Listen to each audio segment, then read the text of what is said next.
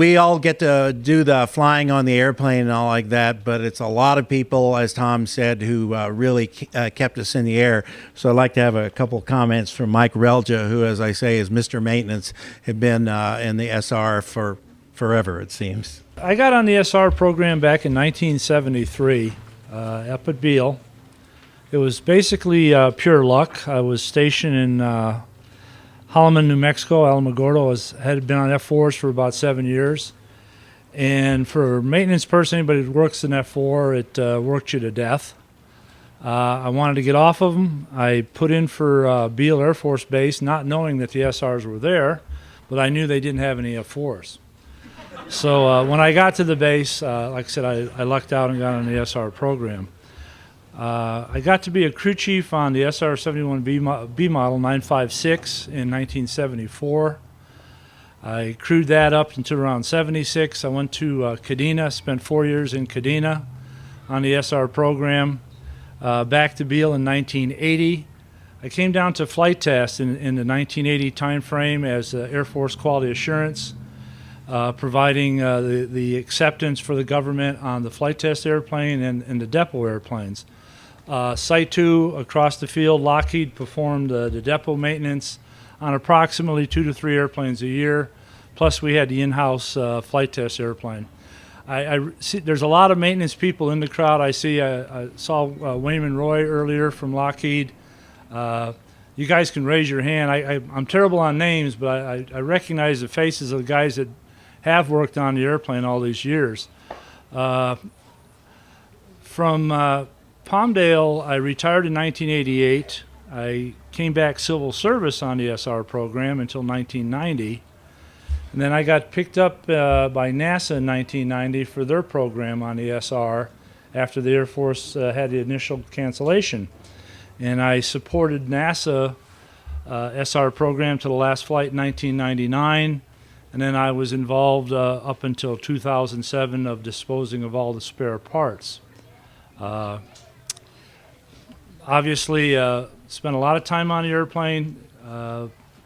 Some things on the airplane were hard to do. Some things were fun to do. It was always a great program. Never got to fly it, obviously. Other than that, enjoyed it thoroughly. Mike, again, is too modest. Once when Cal Jewett, whom some of you know, and I were taxiing out on a mission, we did the end of the runway checks, etc. And the Lockheed folks were doing their checks and all like that, and Mike came out behind them.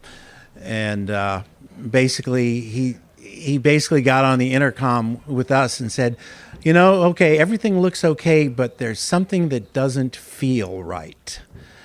And we knew Mike's track record with the airplane and all like that, said it's just doesn't feel right.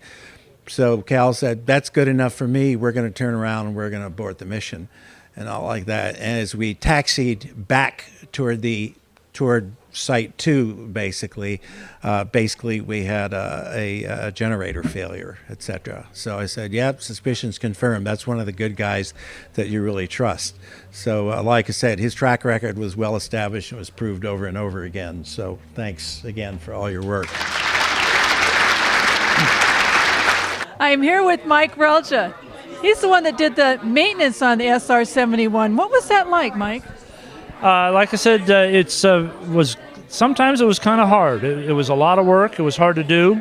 But when you got it all done and you saw the airplane take off, knew the mission it could do, how high and how fast it flew, it was a pleasure. While you were doing the maintenance, it wasn't so much fun.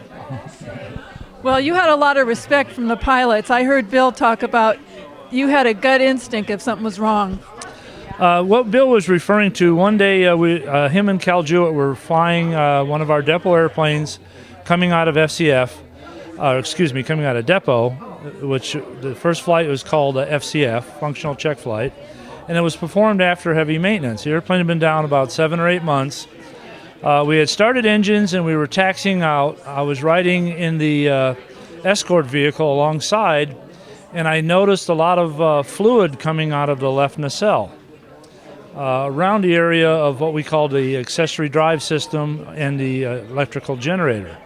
We got to the end of the runway, and the Lockheed maintenance folks checked it out, and they thought that the thing was over-serviced. A lot of times when they're over-serviced, they'll vent fluid.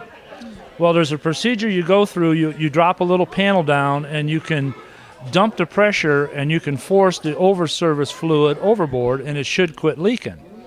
Those guys performed the service. It did not quit leaking. It kept dripping. They thought it was safe to go. I got on the ground headset with Cal and Bill and said, I don't feel this is right. I said, it's leaking too much fluid. We tried to dump excess. It's still leaking. I just don't feel right about this. Cal decided to take the airplane back to the barn. They turned around at the end of the runway, taxied back. While they were taxiing back, they lost the left generator because of the fluid leakage. So basically saved them from taking off and having an in-flight generator failure. Well, thanks for telling that story, telling the details. On the table here, you have some very interesting things. Can you tell us about that? Okay, what happened at the end of the program in 2007? There was approximately 25,000 line items of spare parts being stored at Barstow on the Marine Corps Logistics Base. NASA had, inherited all this stuff from the Air Force. We, the last flight flew in '99. We were paying rent on the buildings. The Marine Corps wanted their warehouses back. And we got with the Air Force and said, look, we're not flying anymore. You're not flying anymore. We need to get rid of all these spare parts. So basically, the Air Force decided, because it was the SR, because it was peculiar, and our junk tends to end up overseas nowadays, especially China and things like that, they decided that it was to be expeditious, save the money, protect the program, to shred and destroy all the spare parts.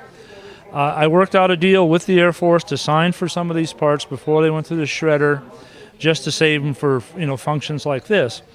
What we have here, this is a set of compressor blades out of the J58 engine, the largest being the first stage, the smallest being the 9th stage blade. Over here are cutaways of the main gear tire and the nose gear tire, just to show people basically the construction of the 22 plies on the main tire and the nose gear tire. I'm going to hold those up so the viewers have a little bit better look at those. This is a 22 ply BF Goodrich tire. These main gear tires were worth $1,500 a piece. Excuse me. There was 6 of them on the airplane at the time. They're a lot smaller than I thought they would be.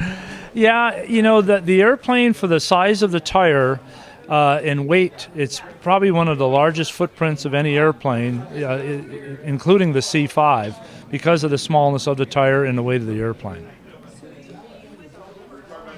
This here is one of the main bolts that holds the airplane together at the factory split line. The front half of the airplane joins the Delta platform at the 715 station. These were changed every depot, approximately every 800 hours. There was 8 of these we would take out and we would put in a brand new set. Besides those 8 main ones, there was hundreds of these all the way around holding the airplane together. This here is one of the filters out of the servo. Because of the temperature of the hydraulic fluid in the airplane, we very seldom use anything rubber or paper on the airplane. So you can see it's a completely metal filter. This is an interesting story. This is what we call compensator magnets. These were put in the forward canopy to compensate the standby compass for the pilot. When you had a radar nose on the airplane, the radar generated so much power that without these magnets, it would actually turn the compass 180 degrees out of position. So one of the easiest fixes during a debrief is when a pilot came back and said, hey, my standby compass was 180 degrees out, we would always ask him, what kind of nose did you have on the airplane? And if he said he had a radar nose, that means the mechanic forgot to put the magnets in. If he had the photo nose and the compass was out 180, that means the mechanic left the magnets in and forgot to take them out. So we could always fix it in the debrief by telling the crew, what kind of nose you got? We'd say, the magnets are in or they're out when they should be in. What's that big item there? This particular thing here is the D-ring for the drag chute. This portion here actually locked into the airplane, the 40-foot diameter drag chute on the airplane, all the risers hooked into here. So this is what held the chute into the airplane when the chute was deployed upon landing. This would physically lock in place. If you ever saw a picture of the SR landing, it came out in 3 pieces. The first chute that came out was a pilot chute, and it was spring-loaded, and it would fly off, and it would pull the secondary chute off, which pulled the bag off the 40-foot chute, and this is what locked into the airplane. When the pilot got down to 90 knots on the runway, he would open the jaws, and then the air would blow the main chute off and carry this onto the runway. If he got below 90 knots, he couldn't jettison the chute. We would physically have to go up there and take it off by hand because you didn't want this big heavy thing hitting the airplane on the way back. So you needed at least 90 knots speed to dump the chute on landing. And what's this box here? This here just represents the master caution lights in the front cockpit and the back cockpit, as well as the warning lights. You can see the back seater had a smaller set of lights. They didn't want to give the backseaters a lot of information. The pilots had the majority of them. You would never want to see all the lights on all at the same time. Red lights would always indicate a warning that something bad is going on. The yellow lights would be a cautionary to alert the crew members. Well, thank you so much. You really had a big responsibility keeping the SR-71 running properly. Yeah, it was a lot of work, but it was a lot of fun. We definitely enjoyed it, and I know a lot of us miss it. We still wish it was flying. You were very well respected by and still are by the pilots. Well, thank you very much. I appreciate that.